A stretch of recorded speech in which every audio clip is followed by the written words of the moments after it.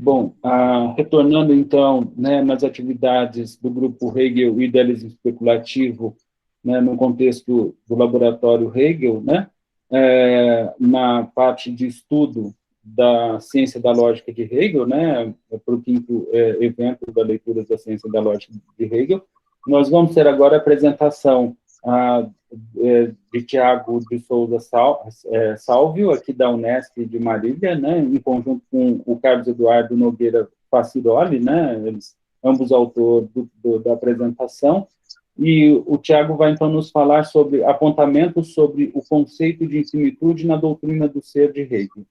Por favor, Tiago. Boa tarde a todos e a todas, né? Primeiramente, agradeço minha agência de fomento, a CAPES, né, por estar tornando possível a continuidade da minha pesquisa em geral, né? Eu, como estudioso da filosofia clássica alemã, tenho Hegel em alta conta, embora não seja meu autor principal, né? E acredito ser imprescindível para o pensamento contemporâneo, né? Assim como agradeço também ao Departamento de Filosofia da FFC, bem como o Grupo Hegel, Idealismo Especulativo Laboratório Hegel, seus participantes e membros e seus fundadores nas pessoas do professor Ricardo e no professor Pedro, né? Então, a partir daí... e com certeza o meu colega, meu colaborador, né, o Carlos Eduardo, que nesse momento não pôde participar por estar lecionando, né? Então, vou partir, né, para a apresentação, né? Vou dar uma pincelada aqui no resumo, né, para a gente ter uma noção do tema.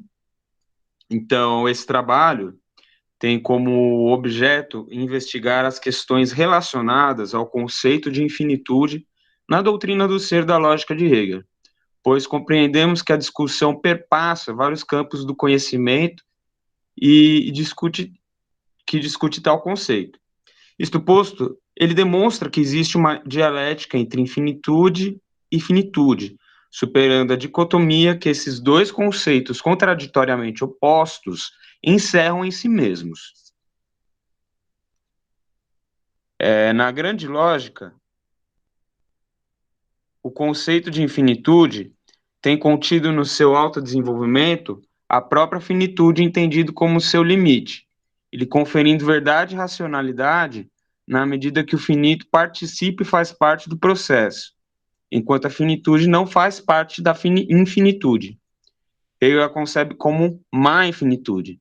Nesse sentido, iremos analisar e debater o conceito de infinito contido no famoso paradoxo de Zenão de Eleia, uma vez que Hegel identifica que Zenão aponta a contradição, mas não a compreende em termos do especulativo, que seria uma possível resolução para esse paradoxo. Então, agora eu vou partir ao texto propriamente dito.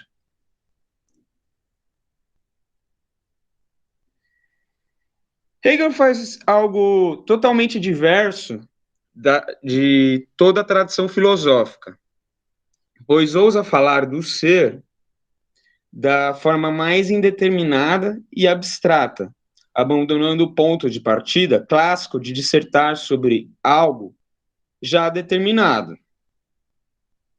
O ser nesse ponto inicial indeterminado é vazio, não tendo nenhum outro conteúdo senão o nada.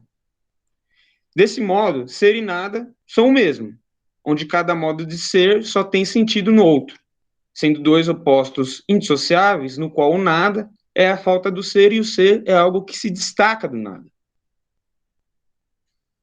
O contraste entre ser e nada é algo que na aparência se mostra estático, mas Hegel revela que o ser aparece sobre um nada que o limita e que a partir do ser o nada se define. O contrário se mostra no ser, pois o nada também é ser. E seu contrário ao mesmo tempo, o nada. E mais nenhum conteúdo. É como começa Hegel.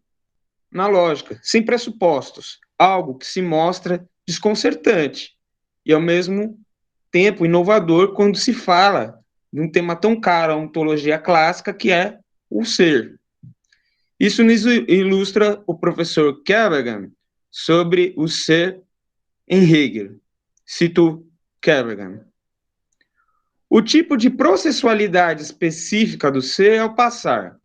O ser passa a outra coisa, e em outra coisa torna-se. E cada uma de suas determinações, qualitativa, quantitativa, métrica, recusa sob uma figura específica essa estrutura processual.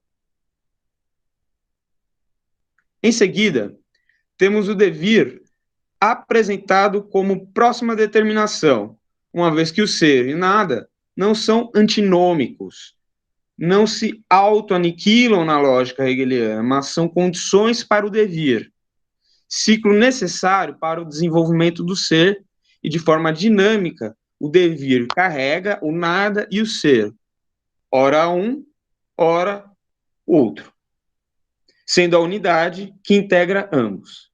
Fim de citação. Segundo Hegel, cito o mesmo, o devir, nascer e perecer é a inseparabilidade do ser e do nada, não a unidade que abstrai e do nada, mas como unidade do ser e do nada. Ele é esta unidade determinada ou a unidade na qual tanto o ser quanto o nada é. Fim de citação.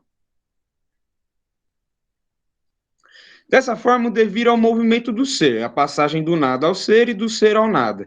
E nesta passagem do ser ao não ser, temos uma determinação, o ser aí, não sendo mais o ser em geral, mas alguma coisa que não é o todo, mas algo em relação com outra coisa que o distingue, o define. Pulei aqui, perdão.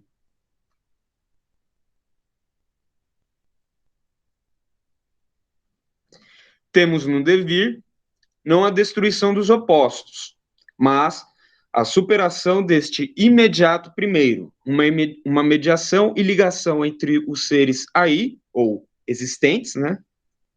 Superando da Zayenda, superando na integração e conservação da negação em uma forma superior. O ser aí, este ser determinado, é, por sua vez, qualidade, ou seja, limite do que não é e do que é, estabelecendo relações entre ele e o que não é ele, se autoafirmando na oposição ao que o nega e o que é ele mesmo. Segundo Hegel, cito o mesmo, a determinidade isolada, assim, a determinidade isolada, assim, por si, como determinidade que é a qualidade, inteiramente simples, imediato. A determinidade, em geral, é o mais universal, que pode igualmente ser tanto quantitativo quanto determinado ulteriormente. Em virtude dessa simplicidade, não é preciso ser dito nada mais da qualidade como tal. Fim de citação. Assim, na qualidade fica evidenciado que a contradição e diferença são componentes do ser. É algo apenas quando passa a outro, tornando-se o outro do outro. Ou seja, nessa relação da passagem do algo para o outro, e assim sucessivamente, fica claro que não há categorias rígidas quando Hegel fala de qualidade do ser, da qualidade do ser, mas uma relação de supra-assunção ao Hebung, na contradição com o outro que impulsiona o ser e supera seus limites, a condição de finitude e parcialidade do ser.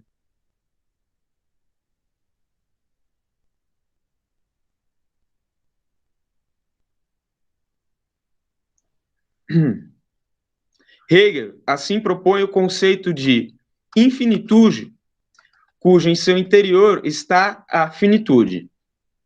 O finito no ser é definido pelo seu limite na relação com os outros seres, que estão além de seu limite, e que por isso têm um fim.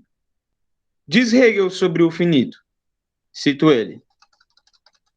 As coisas finitas são má sua relação consigo mesmas e que elas se relacionam negativamente consigo mesmas. Precisamente nessa relação consigo mesmas, elas se propõem além de si, além do seu ser. Elas são, mas a verdade desse ser e o fim delas. O finito não se altera apenas como algo geral, mas ele perece e não é meramente possível que ele pereça, de modo que ele também poderia ser sem perecer. Mas o ser das coisas infinitas tal é como ter o germe do perecer como seu ser dentro de si. A hora do nascimento delas é a hora da sua morte. A gente nasceu para morrer.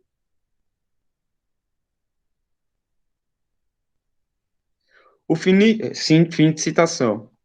O finito é, por conseguinte, perecível, um ciclo de criação, desenvolvimento, morte e recriação. Mas o finito não é um ciclo de eterno retorno, pois ele se supera, nega sua própria negação e torna-se infinito. Sua contradição interna é seu motor, e seu movimento dialético implica uma unidade com o infinito, que é a infinitude. Assim, a infinitude é a superação da finitude como seu outro, sendo o infinito no infinito. Ou seja, é imanente ao finito, não sendo o infinito algo exterior, mas a sua verdade, seu desenvolvimento. Hegel nos alerta para o que chama de má infinitude, a Schlechtenmännlichkeit, onde um finito passa a outro e assim por diante. Não há desenvolvimento onde o entendimento opera separando o finito do infinito, destruindo sua unidade imanente e tornando o infinito um outro que se opõe ao finito.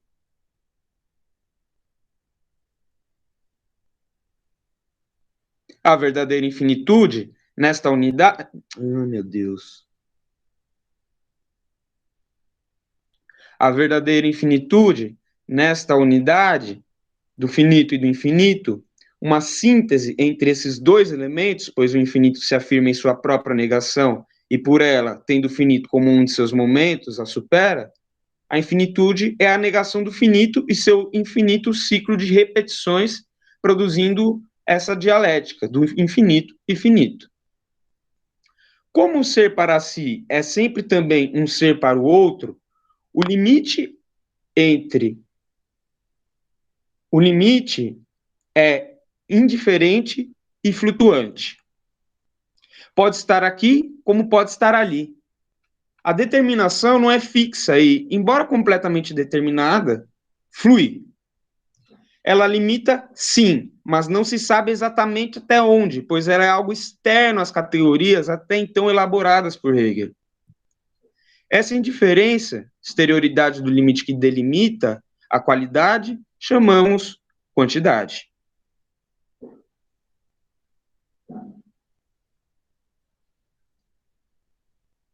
A tese hegeliana sobre a quantidade pura diz: tudo aquilo que foi pressuposto e tem que ser reposto é quantidade pura. Ora, essa tese é falaciosa porque a quantidade pensada como pura ainda não explicita os dois elementos que a constituem, a continuidade e a descontinuidade. Como só a continuidade é expressa, a tese é falaciosa e surgem as antinomias de Zenão e de Kant, que não conseguem conciliar na quantidade, continuidade e descontinuidade. A quantidade pensada como pura quantidade,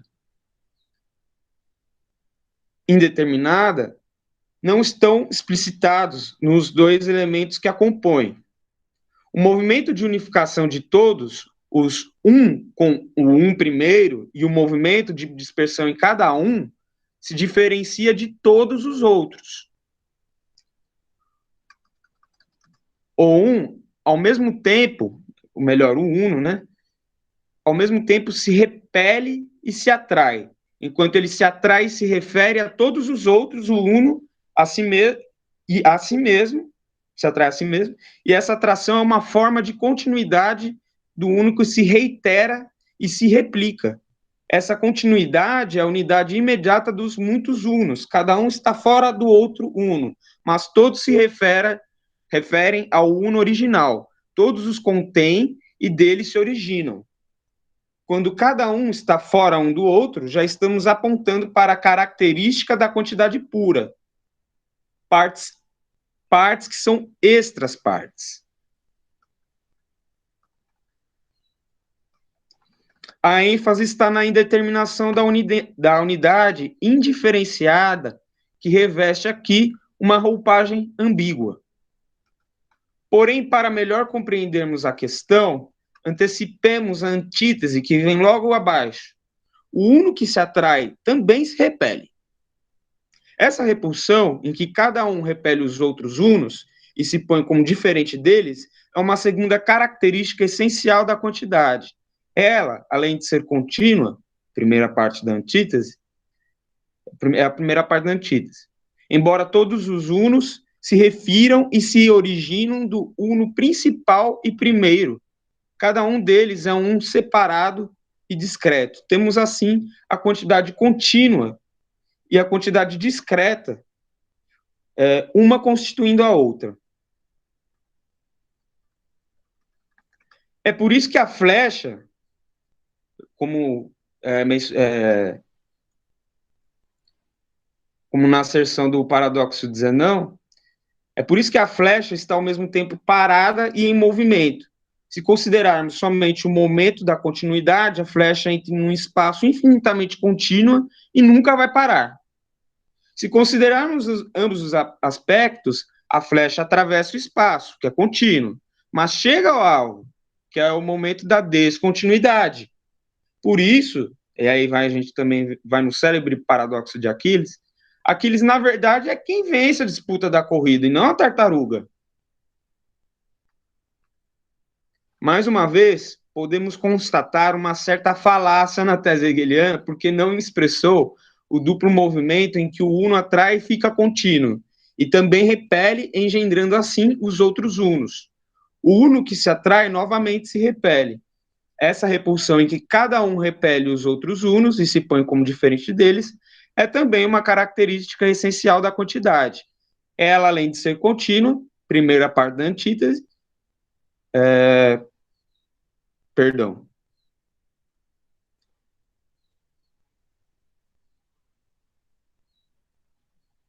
assim, gera uma grandeza contínua e a grandeza discreta.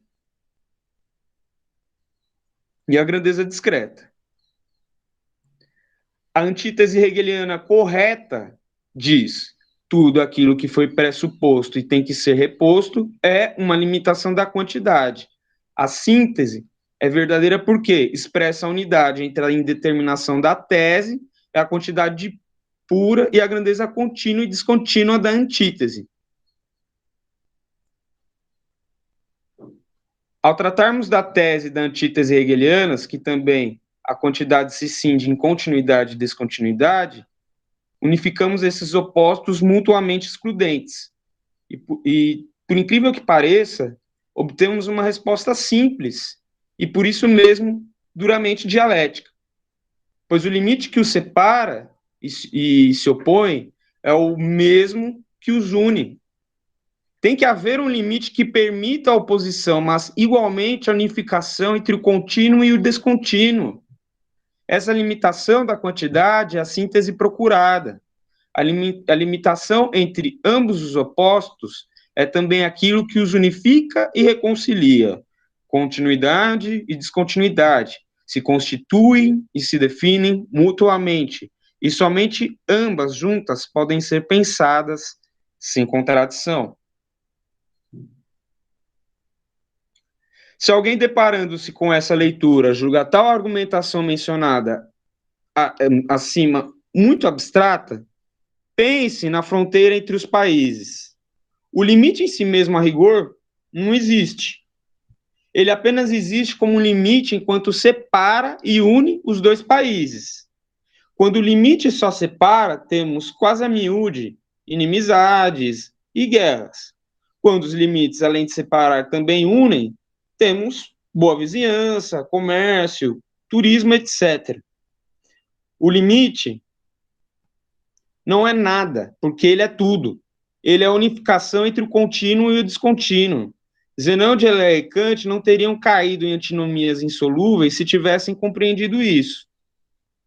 Mas, como compreenderam o descontínuo como uma mera negação do contínuo, como não se atentaram para a relevância do limite, perderam-se nos labirintos que já podemos conhecer. Eles não pensaram dialeticamente. É isso, pessoal. Foi um pouco mais sucinta que a apresentação detalhada do nosso amigo, mas é isso que até então trabalhamos, eu e o Eduardo, né? É isso, que se abra aí as questões, né? Os considerações. Obrigado. Parabéns, Thiago. Ah, bom, inicialmente eu queria parabenizá-lo, né, pela apresentação do texto.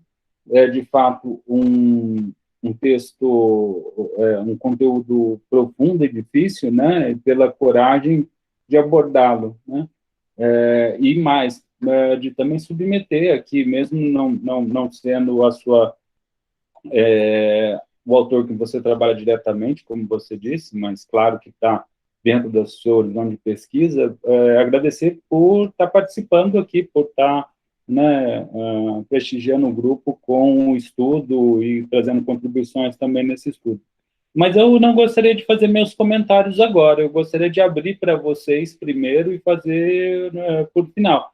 Até porque eu noto que estamos aqui num ambiente mais caseiro, né, que são os autores que estão trabalhando o tema, ou alguns alunos que também estudam, né, a filosofia hegeliana. Então, eu queria abrir para vocês primeiro e depois eu faço os comentários que eu achar que eu julgo pertinente, tudo bem?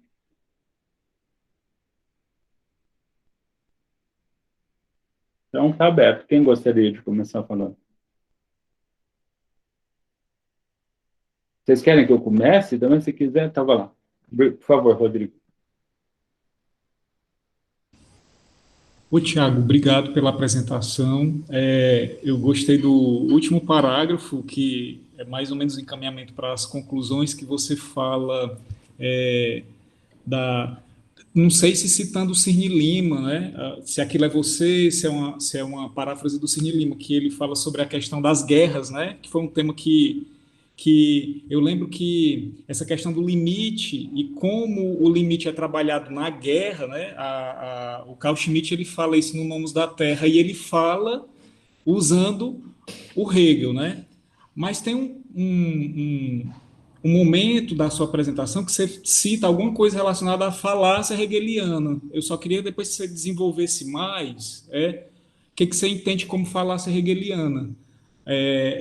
Porque pode ser que eu tenha entendido errado naquele momento que você tá falando, né, sobre a questão dos unos, né, que às vezes o Hegel ele também explica, né, no movimento do texto dele, porque no texto dele quase tudo ou tudo está em movimento. Ele até às vezes se explica, olha, nós temos aqui uma determinação, mas essa determinação, dependendo do ponto de vista, ela não é do jeito que a gente está pensando. Eu até peguei aqui na pequena lógica, né, na enciclopédia, o parágrafo 115, quando ele fala que o absoluto é idêntico consigo mesmo, mas ele fala, olha, às vezes, né, isso pode ser incompleto, dependendo do ponto de vista, do que tá se adotando. Aí, assim, é, dizer que há uma falácia, né, na teoria hegeliana tem certos desdobramentos quando isso é afirmado. Aí, assim, só queria mais que você, se você quisesse também, né, desenvolver mais o que você entendeu por falácia hegeliana, eu ia agradecer. Mas, olha, obrigado pela tua apresentação, tá bom?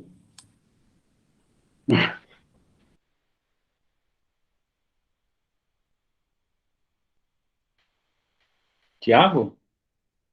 Estava aberto o meu microfone, eu ri do Pois não, professor, estava da escutando. errata do que é falácia kantiana e não hegeliana. Foi bom, aí muda tudo, né? Mas é por isso que eu ri. Fala, Thiago, desculpa, gente, estava com o microfone aberto. Não, me desculpem eu que errei aqui na confecção do texto. A falácia kantiana acerca das antinomias da razão pura, né? Que é justamente o que Hegel se opõe veementemente na ciência da lógica, né? Como sabemos, quando ele está abordando um dos ramos da metafísica, que é a cosmologia, na realidade, ele em vários outros ramos, na psicologia racional, o Kant vai querer demonstrar a insustentabilidade da metafísica como uma, digamos assim, uma pseudociência agnóstica, porque tanto ela pode dizer que, sim, há uma limitação no mundo, ele é finito, como o mundo é infinito. E como o próprio Kant diz, né, citando ele, é como se fosse um duelo de esgrimistas em que nenhum consegue acertar o outro. Então, eu me referi a isso e, de fato, faltou ter esmiuçado esse conteúdo, gente. Perdoa aí a falta de manuseio. Obrigado, Thiago. Não precisa desculpar nada, não. O Rodrigo, nossa, você ter citado o Carl Schmitt aí, meu, nossa, foi muito interessante, assim, porque eu e o Eduardo, a gente também trabalha a questão da guerra, né? E em especial o camarada ele está tratando sobre o conceito de guerra numa filosofia do direito de Hegel. Então, é uma referência aí que a gente leva em consideração. Inclusive, recentemente traduzimos um texto que ele gravou, né, numa conferência de rádio chamado Hegel e Marx. Você pode encontrar facilmente. Obrigado, viu?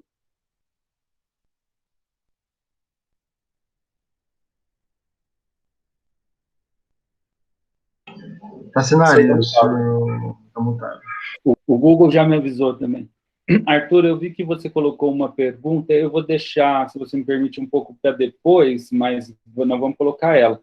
Porque os outros, como são autores e estão trabalhando o mesmo título, eles, na verdade, têm algumas comentários ou críticas específicas de desenvolvimento e que interessam mais o autor do que a gente ficar tratando de uma explicação geral. Mas, por favor, continue aí, que daqui a pouco você volta.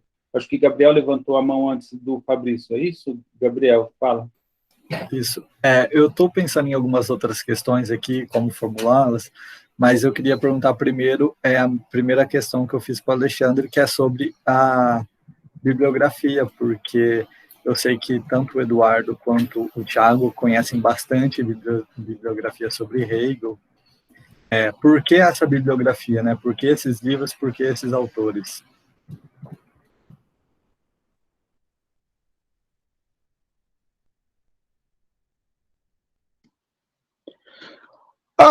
Gabriel, eu acredito que poderíamos ter acrescentado até mais autores, né? E como vocês todos repararam, é um texto sucinto, né? Que vamos continuar elaborando. Por parte do Eduardo, caberia você perguntar a ele, né? Aí alguns, acho que eu acredito que são imprescindíveis, né? Por exemplo, Husserl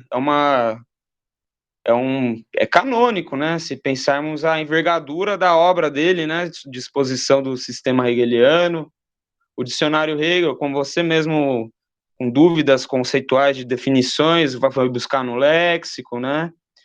O Kerrigan, também um autor, um exegeta aí de suma importância. E eu, em especial, por um acaso, perambulando por um sebo, me deparei com um livro aí que você viu chamado Depois de Hegel, do Cirne Lima, e até indo de gancho com a questão do nosso amigo Rodrigo, é assim uma paráfrase de uma passagem dele, quando a gente tenta ilustrar, né, a questão territorial, né, dentro do limite. Chama-se Depois de Hegel. Eu, por acaso, encontrei e falei, nossa, pô, me interessei pra caramba, assim, e acabei adquirindo e caiu como uma luva no nosso texto, né? Mas a bibliografia sempre tem um lado particular, né? Embora nós sempre, dentro da academia, temos certas referências que são imprescindíveis, acaba que o autor ele tem uma certa liberdade de escolha, né? No final das contas. É isso. Certo, obrigado. Nada. Fabrício?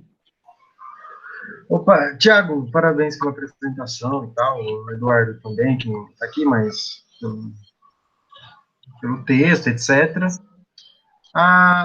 É que, lendo o texto e acompanhando a discussão e tudo mais, eu tive uma dificuldade, tudo bem, o tema geral abordado ele é o conceito de infinitude, mas o decorrer do texto, muitas discussões são iniciadas, e eu não consegui captar telos do texto, digamos assim, a proposta, vou começar aqui, eu vou terminar em tal tese, em tal argumento, levantar tal ponto.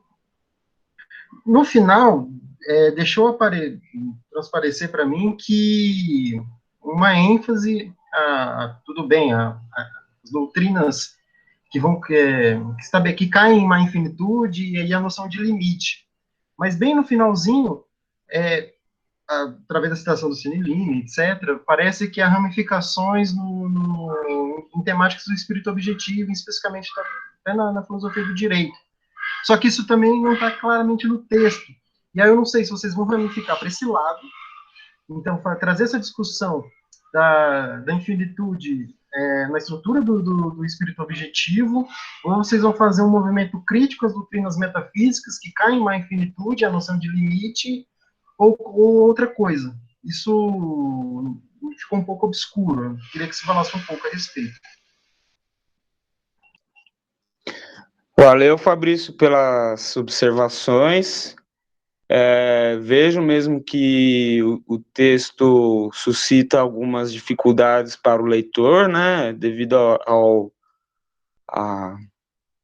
ao teor mesmo, né, de condensar muitos assuntos em poucas palavras, né, mas em relação à última passagem que você se referiu, não, o intuito não é pegarmos gancho com o espírito objetivo, como respondendo a pergunta lá do Rodrigo, é meramente uma ilustração mais, digamos assim, popular, né, que não esteja dentro da terminologia hegeliana, né, uma forma mais didática, digamos assim.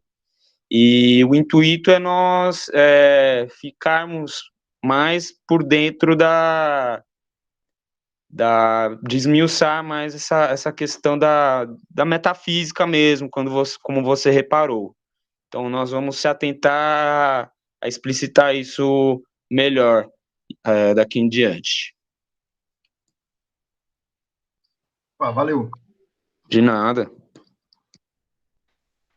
Alguém mais dos autores? Bom, antes de passar, então, às dúvidas gerais, porque eu percebi que o pessoal, né, no chat colocou mais dúvidas sobre a questão dos conceitos, eu queria comentar o trabalho do Tiago, né? Bom, então, de novo, parabéns pela coragem de abordar o tema, né, pelo trabalho realizado, né?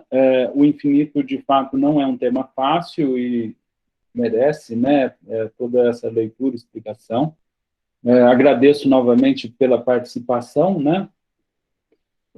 Mas se a gente, assim, olhando a estrutura do seu texto, eu confesso que eu fiquei confuso, que nem o Fabrício colocou, assim, do que eles estão tratando exatamente aqui, e pior, assim, os indicativos, que é o título, né, o título do seu trabalho é apontamento sobre o conceito da infinitude na doutrina do ser de Hegel, não tinha resumo, então estava esperando você falar do infinito, né, ou da infinitude, né?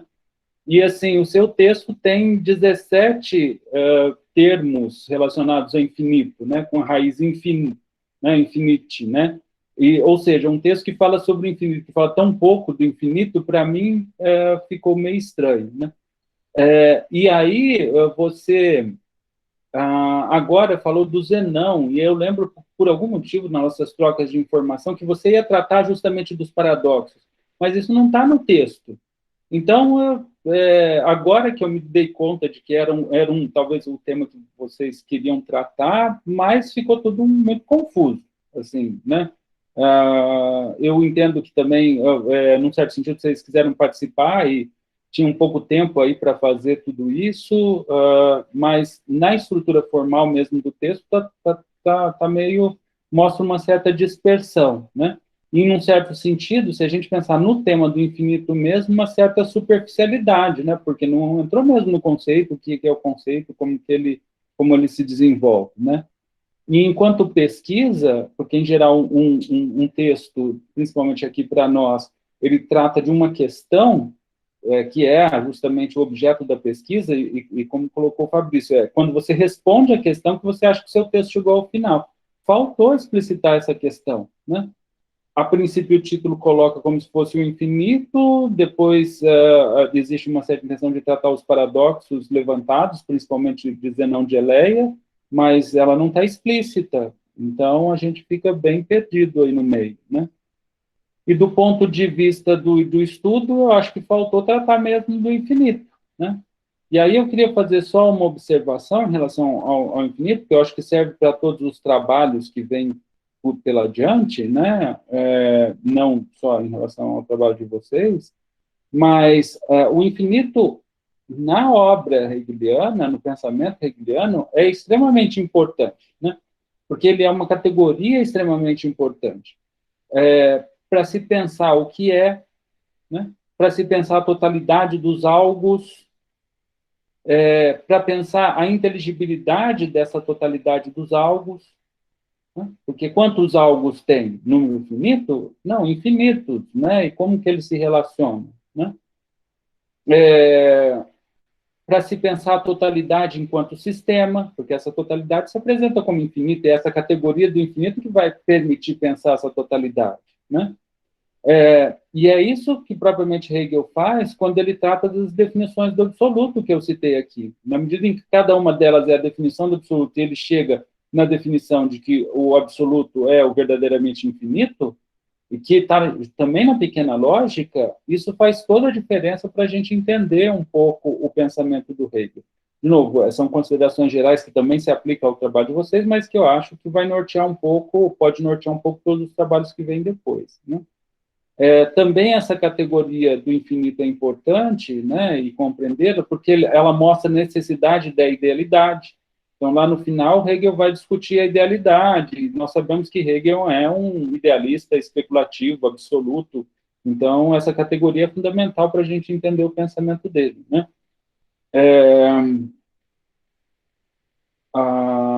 Porque essa categoria mostra a insuficiência do finito. Talvez esse também seja um dos pontos extremamente importantes, né?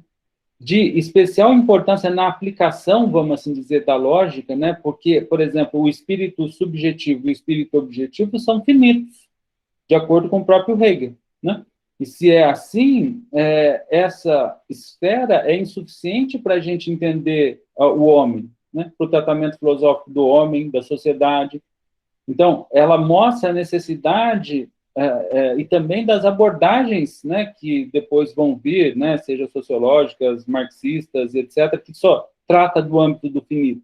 Então, compreender bem ele é justamente compreender esse princípio de idealidade, do porquê a ideia rege o mundo, né, que acaba estabelecendo também a necessidade do espírito absoluto, já que o espírito subjetivo e o objetivo são finitos, e não tem essa verdade. Quem é o espírito infinito? O espírito absoluto. Então, qual é a necessidade do espírito absoluto no sistema, no pensamento, né, do Hegel? Então, tratar dessa categoria, gente, já que a gente está estudando aqui, é extremamente importante, né? Bom, mas independentemente disso, né, o texto mostra uma visão geral de categorias, o seu texto, né, do Eduardo, em torno do finito, e nesse sentido é interessante para nós aqui, né, também aprendemos um pouco pela falta da categoria, então como ela faz falta, como entender as outras categorias, eu acho que isso vai cair um pouco nas perguntas que o pessoal fez agora, que está vindo por aí, né. Por quê? Porque, no final das contas, essas categorias, inclusive a do infinito, né, como a gente comentou aqui um pouco antes de começar, ela é a constituição das categorias do pensar, né? Do pensar enquanto pensar a realidade mesmo, né? O universal concreto, o que está aí, né? E o verdadeiro infinito acaba se mostrando como uma categoria essencial para se pensar isso, né?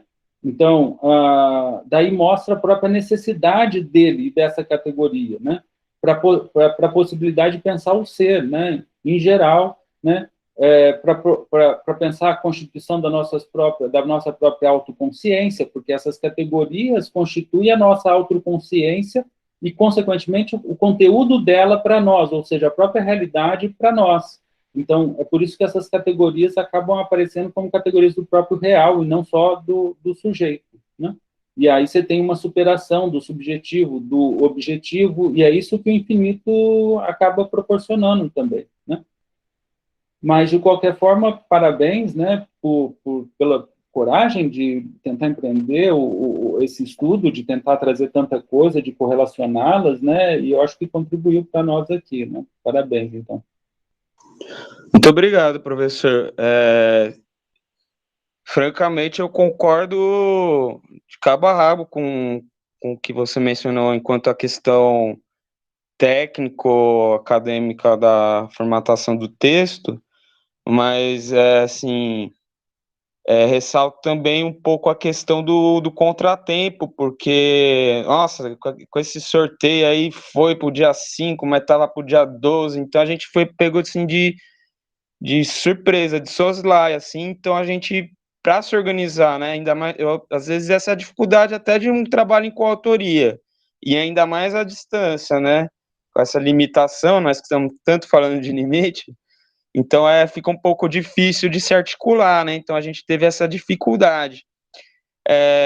Quanto a enquadrar o paradoxo de Zenão quanto às antinomias kantianas, eu gostaria de fazer uma breve citação, bem sucinta mesmo, na grande lógica, que eu até esqueci por conta da tradução que eu estou com a alemã e a espanhola, mas eu tenho ela aqui, eu acabei de achá-la. Zenão acha lamentável a resolução da... Perdão, é digno de lamentação a resolução da dialética zenoniana efetuada por Aristóteles. Não entende que significa que a matéria seja divisível ao infinito, só segundo a possibilidade. Contesta que se a matéria é divisível ao infinito, então contém realmente uma quantidade infinita de partes, e que isto, portanto, não é um infinito em potência, senão um infinito que existe real e atualmente. Antes bem, já a divisibilidade mesma é só uma possibilidade, não uma existência das partes. E a multiplicidade em geral se encontra posta na continuidade só como um momento, como um suprassumido. Um intelecto agudo e como tal dizer não, como tão pouco basta a mencionada torpeza da representação sensível para refutar seus argumentos, aquele intelecto se encontra no erro de considerar como algo verdadeiro e real semelhantes pensamentos e abstrações, como seria uma quantidade infinita de partes, mas nesta consciência sensível não deixa de chegar por cima do empírico até o pensamento, até os pensamentos. A solução kantiana da antinomia consiste igualmente só nisto, que a razão não deve elevar-se por cima das representações sensíveis e deve tomar o fenômeno tal como está. Esta solução deixa de lado o conteúdo mesmo da antinomia. Não chega na natureza do conceito de suas determinações, cada uma das quais, isolada por si, é nula e em si mesma é somente o ultrapassar da outra e tem a quantidade como sua unidade e nesta tem sua verdade. Desculpa eu travar na tradução assim, mas vemos até assim, se num certo sentido, num dado momento, nos parece negativa a interpretação hegeliana do paradoxo de Zenão, né, em relação à má infinitude, né, ele mostra, por outro lado, no âmbito positivo especulativo, como essa abstração nos faz refletir sobre essa questão da infinitude, né? Em contrapartida, Kant é inferior porque ele mal chega, né, nessa abstração, ele simplesmente coloca uma risca na qual a razão não pode ultrapassar, está proibida de ultrapassar, né? Então é interessante essa passagem, eu vou até trabalhar ela mais um pouquinho, né? Mas sim, ela está contida, é uma sessão um pouco antes de quando ele vai tratar da magnitude, assim, uma pagininha antes.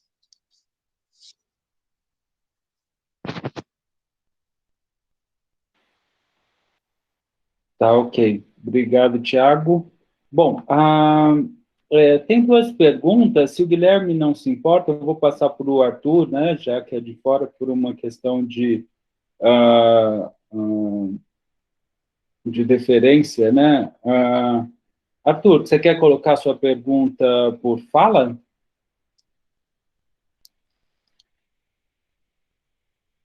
Não, por mim, eu joguei no chat, se não for problema ele lê. Eu leio a todos aqui. Não entendi direito a passagem do ser aí a partir da relação entre ser e nada. Teria como explicar? E essa relação estabelecida por Hegel entre ser e nada tem alguma influência do pensamento chinês taoísta? Diziam que havia uma relação, neste caso, de oposição complementar entre ser e nada. Hegel até cita chineses em dado momento na ciência da lógica. Tiago? Obrigado pela questão interessante, Arthur. Vejo mesmo que você notou um salto aí na explicação da tríade, né, básica que todos conhecem, do ser o nada devir para o ser aí, né? Salvo engano, o professor pode me corrigir, está mais do que permitido a me corrigir, a sessão que já procede, né? Que a explicitação do nada. Então, aparece aí o Dasein, o ser aí, como algo. Então, isso quer dizer, passa-se de uma indeterminação do pensamento abstrato, né, para se constatar um ser aí. Este ser é alguma coisa, e aí vai para o algo, né, do Dasein vai para o Etwas, né, o algo, né, mas ele ainda assim é um ser aí, digamos assim, informe, né, dentro da abstração reflexiva, né. Eu interpreto dessa maneira. Quanto à citação, eu me lembro de ter visto mesmo. O Hegel, não sei se ele cita o Tao Te Ching, né, e até porque os estudos sinólogos da sua época estavam aflorando, né, não só sinólogos como orientais, né. Hegel depois ele faz até uma recensão a um livro hindu chamado Bhagavad Gita, né, então ele também estava a par das filosofias orientais, né, e como a dialética, né, vê essas polaridades, né, essas oposições, na cultura chinesa, né, tanto no confucionismo como no taoísmo que você citou, nós notamos como eles tratavam como essas unidades opostas como complementares. Assim, a grosso modo, o yin e o yang, né?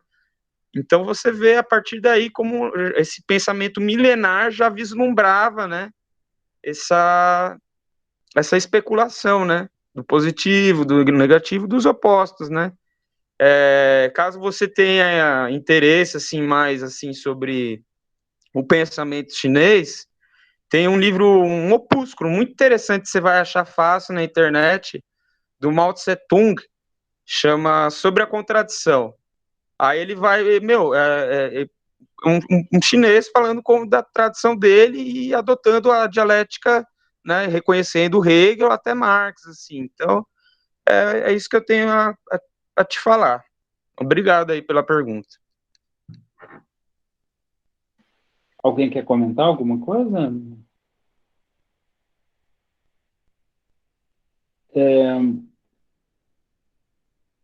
Então, eu só comentaria alguma coisa, Arthur, de que, como eu disse, a Ciência da Lógica é um livro, vamos dizer, bem específico, que já supõe, um certo sentido, o pensar, né, e o pensar do todo, da realidade, da totalidade, e que vai elaborar essas categorias. Então, a primeira, que é justamente o imediato, né, tomado de forma indeterminada, é o ser.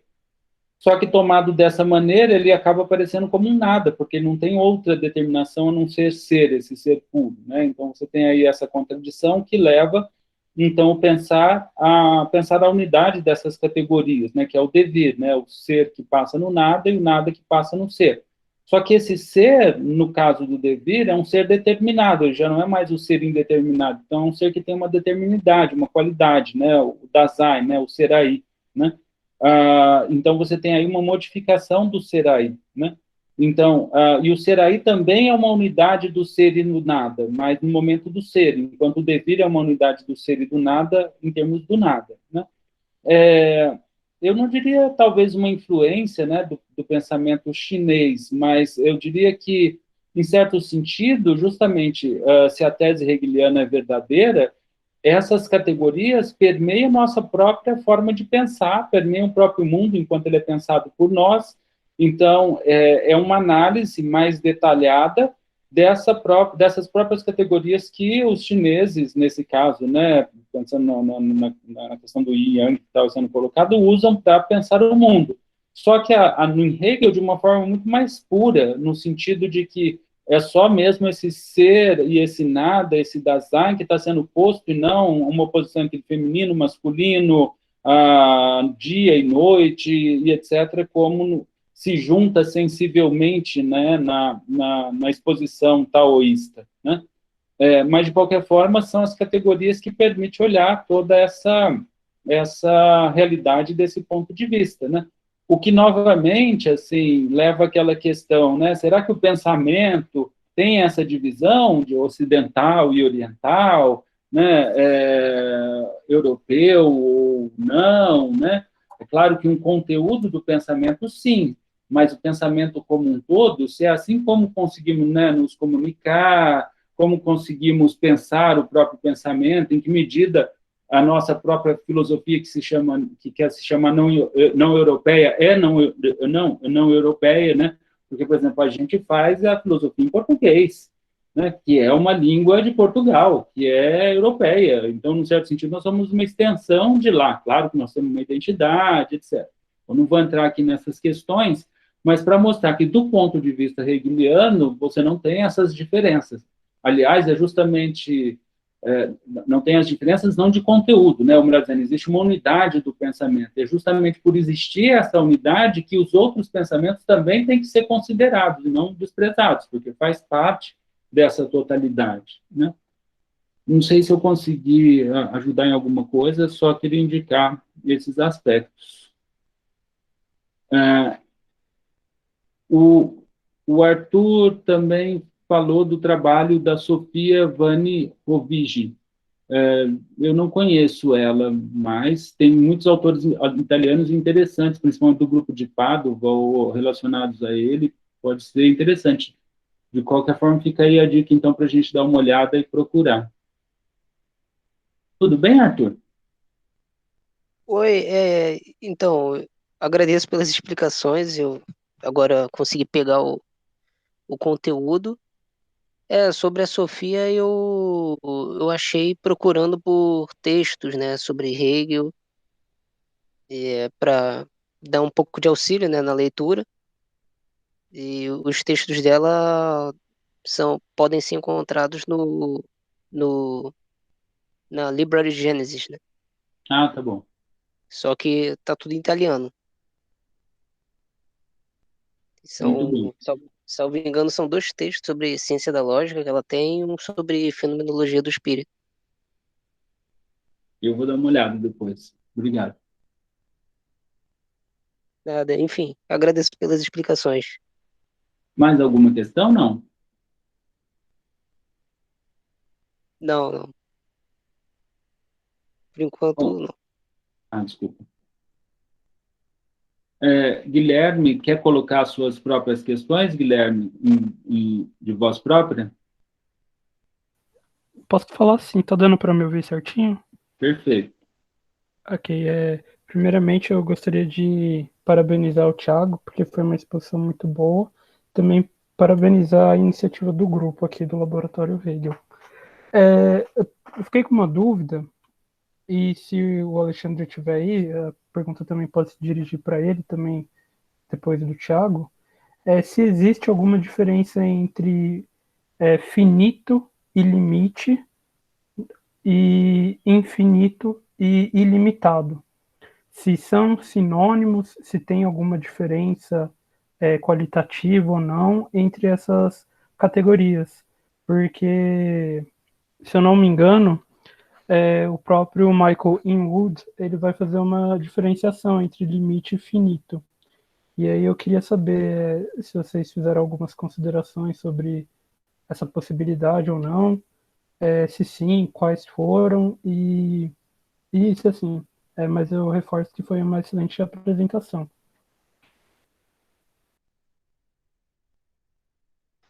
Tiago?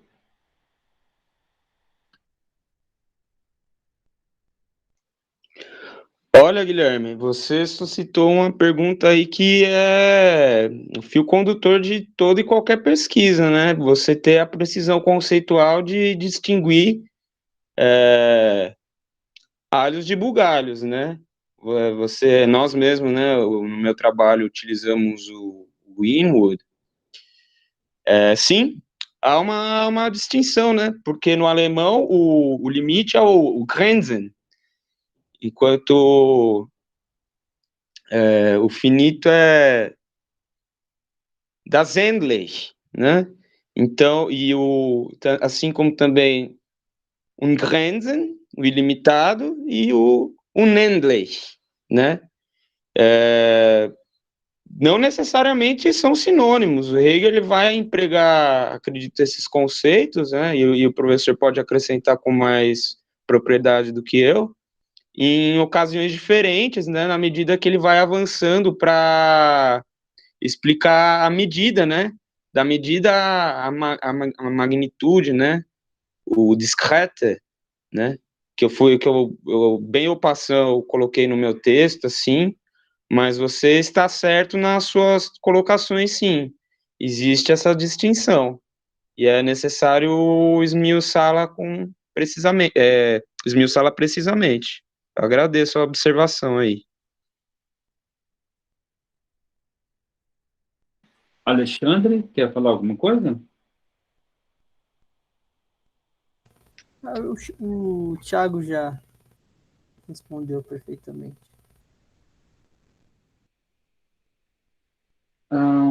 Eu estou tentando. Alguém quer comentar alguma coisa?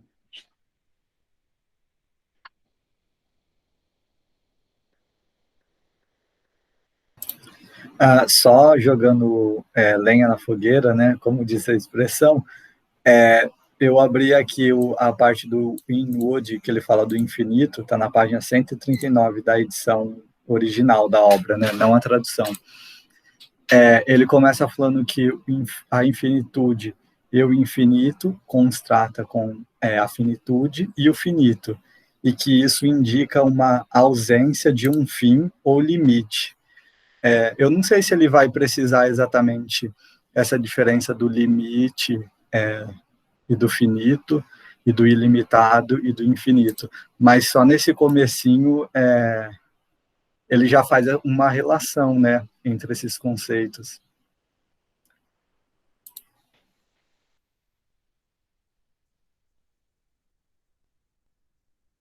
Bom, Mas acredito que não necessariamente sejam sinônimos, assim como, por exemplo, Objekt e Gegenstand são empregados ambos por Hegel e Kant, com significações parecidas, porém em momentos que são diferenciados, né?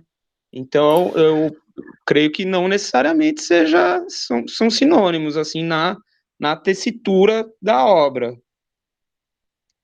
Gabriel? Posso, aproveitando essa discussão sobre a terminologia, né, hoje na minha aula de alemão, inclusive, levei essa discussão por conta do meu trabalho, e eu gostaria de perguntar isso para o Tiago e para o Alexandre, e deixar aberto, principalmente para quem vai apresentar trabalho, né, se já pensou sobre isso, né? Qual seria a diferenciação entre infinito, infinitude, e finito e finitude? Por que o Hegel adiciona esse "keit" no final desses adjetivos, né, para transformá-los em substantivo? Filosoficamente, né, o que muda de um conceito para o outro? Inclusive, em uma das traduções do léxico que eu estou fazendo, aparece o termo Absolutheit, que seria algo como absolutidade, né, que a gente não usa em português. Mas é interessante essa derivação dos adjetivos para o substantivo, porque até o momento, não sei se até minha apresentação eu vou estar pensando desse modo, não parece haver uma grande diferença entre esse tudo que é adicionado. O que o dicionário me disse é absoluto, né? Absolut, em alemão, absoluto. Absolutheit, a característica de ser absoluto. É essa a tradução que ele dá. Então, eu fiquei pensando bastante nessa questão filosófica desses 4 termos, né? Por que esses 4 termos, né? Não sei se o Tiago, o Alexandre pensaram sobre isso ao longo do trabalho, se acharam uma resposta para isso. Nós vemos que na obra de Hegel que ele tem uma tendência a substantivar diversos adjetivos, né? Inclusive na tradução do Lima Vaz, lá da enciclopédia, ele faz alguns neologismos, assim como ele forjou lá, não foi o Lima Vaz, foi ele, por exemplo, Jesus, a suprassunção, O né? Paulo Menezes. É um neologismo. Oi? O Paulo Menezes? Perdão, isso, obrigado. Mas na tradução do Lima Vaz a gente vê o Hegel ele fala para dar ênfase no sujeito, da Eichheit, que ele fala, ele traduz por ipseidade, né? Ele usa lá o radical latino. Então eu vejo quando nessas substantivações, assim como nós no nosso curso a gente sempre ouvia assim, né? Um exemplo de como funcionaria a essência no pensamento platônico do qual Hegel bebe bastante, né? Por isso que ele é um idealista. Daquela essencialidade das coisas, né? Então, o que confere a vermelhidade do vermelho, né? Então, eu acredito que essa substantivação é para dar substancialidade ao objeto, né? Para dar uma ênfase, né? Digamos assim. Eu penso desse modo.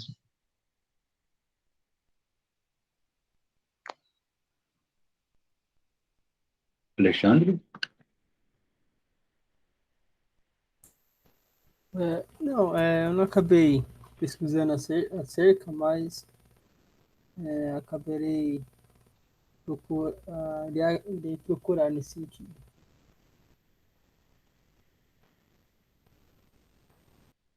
Bom, então, é assim, eu vejo da seguinte maneira, da mesma forma que em Hegel a gente não tem uma definição propriamente dita, né, como a gente comentou, porque ela vai surgindo no próprio pensar sobre a coisa, né, as determinações, e não de uma forma externa, exterior. Hegel também não divide termos e utilização de termos, né? O que ele faz, principalmente quando ele vai ficando mais maduro, é acabar utilizando certos termos só em certos contextos para não se confundir uma coisa com a outra. Então, por exemplo, et vas como algo, né? Na doutrina do ser, e Sarre como coisa, né? Na doutrina da essência, por exemplo, né? Então, mas vamos assim dizer, mais para diferenciar em que sentido, né? Está se abordando ali, mas não tem essa divisão, né? A gente acaba, talvez por tentar fazer uma leitura do entendimento do texto hegeliano, tentar encontrar, né, essas diferenças, mas o que é diferente, como é que é diferente mesmo? E eu acho interessante, por exemplo, mesmo naquele texto que eu gosto muito, assim, que é o comentário do parágrafo final do Espírito Livre, antes de entrar no Espírito Objetivo, na enciclopédia, onde ele usa Espírito Absoluto, Deus e tudo isso junto, assim, quer dizer, ele mostra, ele não separa as coisas. Então, infinitude, ou infinito, ou infinidade, né? Estão todos relacionados. E exatamente eu acho que é isso que Hegel faz, é explorar a relação que eles têm entre si e ir estendendo, vamos assim dizer, conforme ele precisa, para que a gente compreenda bem aquilo. Porque no nosso pensar mesmo essas coisas já estão relacionadas. Por exemplo, o finito com a finitude, ou afinidade, né? O infinito com a infinitude, né? Agora, então depende um pouco dessa ênfase. Quando ele fala da verdadeira infinitude, né, ou da verdadeira infinidade, ou da má infinitude, é porque ali o algo está se pondo, né, em diferentes algo. Então, existe uma infinidade de algos, né, e não um infinito de algo. Isso não faria muito sentido dizer. Mas essa infinidade de algos mostra um infinito. Tudo bem? Então, ou seja, você passa da qualidade de ser infinito para a determinação do que seria ser infinito, né? E eu acho que é com esse, com essa material conceitual que ele usa para justamente ir estabelecendo a relação das determinações. E elas têm essa fluidez, né? Mas, por outro lado, ele é muito específico em algumas análises, né? É verdade que você tem que tomar cuidado, né, com um determinado momento que o Hegel está usando, porque se ele passa por um momento mais específico, aquilo ganha mais corpo, ou algo que ele afirmou, ele já está mostrando que não é daquele jeito, e etc. Mas, por exemplo, no caso do conceito, e aí indo para a pergunta do Guilherme, né? Finito e limite, infinito e limitado, de novo, são conceitos que estão presentes na nossa expressão da linguagem, mas mais do que linguagem está no nosso pensamento, a linguagem só, vamos assim dizer, marca esses conceitos, né, para que a gente possa pensar, e há uma relação entre eles, claro, né, porque o limitado é infinito, né, não tem fim, né. Então, ou seja, o ilimitado coloca o limite é justamente aquilo que limita, que determina, que, portanto, coloca um fim. Na verdade, ele faz ao contrário, é do finito que está na determinação do algo, né, da qualidade, é que ele tira que há um limite. Né? Só que, veja, o limite e o finito já tem isso nele em si. O limite já está explicitando isso. O que é um limite? O limite tem que ser entre duas coisas diferentes. Então, entre um algo e um outro algo. Senão, não tem limite. Se é o mesmo algo, não tem limite ali. Então, o limite é justamente essa categoria que surge, que te permite entender, tá bom, entre um algo e o outro, dele tem um limite.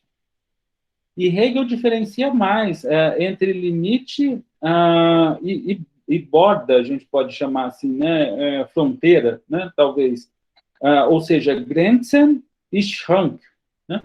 Então, o limite é até onde você vai. Agora, a borda, ela já supõe essa relação, né, da coisa com o limite dela, né? Então, ou seja, analisando lá na ciência lógica, tudo isso vai entrando nessa paciência do conceito de ir mostrando o que o nosso pensamento, no mínimo, né, o meu pensamento, o seu, tem em si, porque a gente pode vir a compreender isso, mas que, no final das contas, enquanto o pensar único, está nele todas essas determinações. Então, há uma relação entre finito limite e infinito limitado, mas uma coisa não é a outra, né? E o importante é o conteúdo do nosso pensamento, mais do que tentar encontrar, vamos assim dizer, um léxico hegeliano, né, que permita trabalhar tudo isso. E, nesse sentido, também é uma própria relação das adjetivações que vão acontecendo, das substantivações, né, que faz parte todo do pensamento.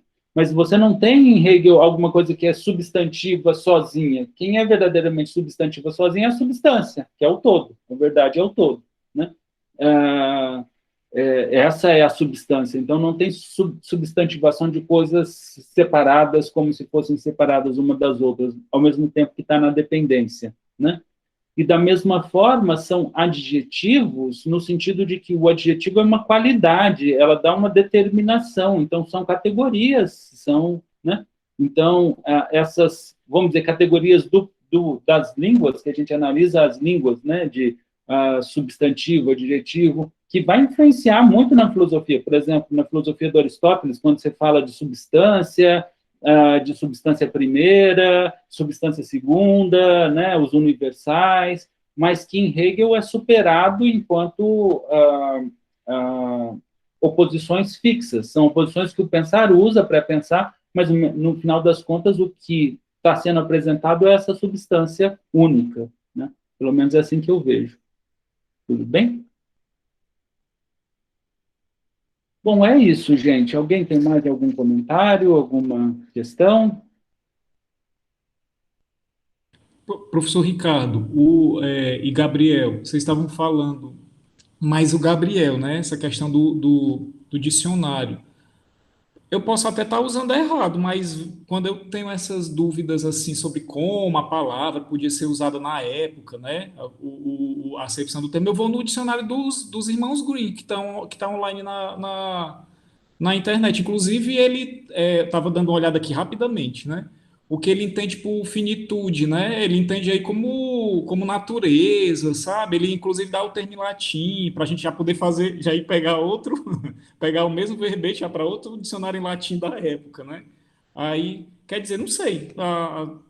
Pode ser que ajude ou pode ser também que atrapalhe, né? Vez ou outra eu dou uma olhada. Então, você tem razão, Rodrigo. Quer dizer, a indicação do dicionário dos irmãos Green é excelente, de fato. E você tem razão, eu até ia comentar isso também, esqueci. Por exemplo, quando o Hegel fala do domínio da filosofia, ele fala que é Deus enquanto verdade, mas também trata do domínio do finito. E esse domínio do finito é des Endlichen, né? Ou seja, não é da finitude, tudo bem? Então, dos elementos finitos, mas não dá, então, quando você fala dos algos, de falar do infinito, estamos tratando do infinito, estamos tratando primeiramente da infinidade, da verdadeira infinidade, que vai levar no verdadeiro infinito, num certo sentido. Eu não vejo muito por que não usar os termos, eu acho que eles são intercambiáveis, e acho que nesse intercambiar você vai dando um peso devido, né, à substantivação e adjetivação, que não é mantê-las separadas, mas mostrar como elas estão unidas mesmo no conceito. Então, professor, mas por isso mesmo, como você citou, Hegel não usaria Geschränken ou Grenzen para falar da finitude, que a filosofia também trata das coisas finitas, né? Então, por isso de se destacar a questão da precisão conceitual no pensamento do autor, né? Eu estou pensando essa questão, assim como o nosso colega, né, apontou, né? Não, sem dúvida, essa precisão conceitual é fundamental. Nós lidamos com o conceito, né, esse rigor, mas conceituar algo não é definir algo, é definir algo muito mais forte. Conceituar é justamente fazer isso que a gente está fazendo, é ir expondo a coisa conceitualmente, as suas relações, de forma a mostrar a inteligibilidade daquilo, né? E em Hegel, a linguagem tem um papel importante de expressar os pensamentos, mas o pensamento tem uma subsistência por si, né? Ele se expressa através da linguagem, ele não é linguagem, né? Então, são coisas que a gente tem que ter o cuidado. Até porque ali está pressuposta, num certo sentido, todo aquele desenvolvimento que ele faz na fenomenologia, que ele vai fazer depois, quer dizer, o espírito subjetivo tem nele a percepção, tem nele as imagens, tem nele a memória, que são coisas anteriores à própria linguagem, né? Anterior no sentido de que prescindem dela e que depois a linguagem vai expor, né? Mas, de fato, a precisão conceitual é essencial, mas o que eu estou querendo dizer é que essa é a compreensão sempre que está em jogo, gente. Pelo menos essa é a minha visão, né? Se você pegar lá o parágrafo 6 da enciclopédia, a filosofia existe para a gente entender as nossas experiências da nossa consciência, né? Experiências do mundo interior e exterior, e como um todo, né? Unindo a razão das coisas que estão nas coisas com a razão autoconsciente que é a nossa. Então, ou seja, é a compreensão que está em jogo. E o conceito é uma outra forma de dizer dessa compreensão, né? E é justamente isso, é quando as coisas deixam de ser esse algo opaco, que a gente olha para elas, elas têm uma existência e parece um outro da gente, mas na medida em que a gente compreende as suas determinações, como ela se constitui, a gente entende como ela se constitui para a nossa própria autoconsciência, para o nosso próprio eu, e, portanto, ela se torna transparente, né? E uma unidade entre sujeito e objeto, que só é possível depois, num certo sentido, da análise de Kant, dizendo do eu, de que tudo é fenômeno, de que, então, a gente ordena os fenômenos com entendimento. Só que, vamos dizer, a grande mudança do Hegel é dizer, não, isso não é meramente fenômeno, isso é o que a gente são os objetos, é o que a gente está pensando, é a nossa realidade, não é outra coisa disso, né? Então, é esse grau que a filosofia, na história da filosofia, chegou com o pensamento hegeliano, e na medida em que ele faz essa revisão da filosofia até a época dele, retraçando essa gênese de exposição conceitual para nós, enquanto humanidade, enquanto pensamento, ele acaba tendo esse conjunto de conceitos que nos permite pensar tudo, né? A estética, a ética, a metafísica, a lógica, né? E é por isso que quem rejeita o sistema dele, rejeita de fora, porque se entrar dentro é engolido. Então dá para rejeitar, dizer, não, Kant, Hegel delirou, Hegel, etc. Hegel é incompreensível. Bom, sei lá, acho que estou me estendendo. Não, com certeza, professor. Mas o que eu reitero é porque, às vezes, a significação, eu digo, a semântica da palavra, ainda mais nós que, com muitos estudantes, ainda não têm contato com a língua alemã, têm dificuldade de entender. Então, a própria semântica que carrega a palavra e a expressão do conceito que ela carrega consigo pode comprometer na leitura e na interpretação dos textos filosóficos. Então, mais uma vez, por isso que eu vejo que a pertinência na colocação do Gabriel. Mas é finito, limite, a mesma, são as mesmas coisas. Então, eu acho que nós temos todo esse cuidado, como você colocou, de não usar as mesmas coisas como uma única moeda corrente, né? E filosofia tem muito disso, né? A gente tem esse tato para distinção, né? Eu digo, acho que é mais ou menos isso que eu quero dizer. Sim, o problema é só não tomar essa distinção de forma rígida, porque aí você faz uma leitura intelectual do entendimento da filosofia hegeliana, enquanto que é para ser uma leitura racional, que pressupõe o intelectual, que pressupõe essas diferenciações, mas não pode ficar só nelas, né? É isso que eu estou tentando salientar. Tem que ter a superação, né? Numa unidade do qual essas análises são parte, né? Por exemplo,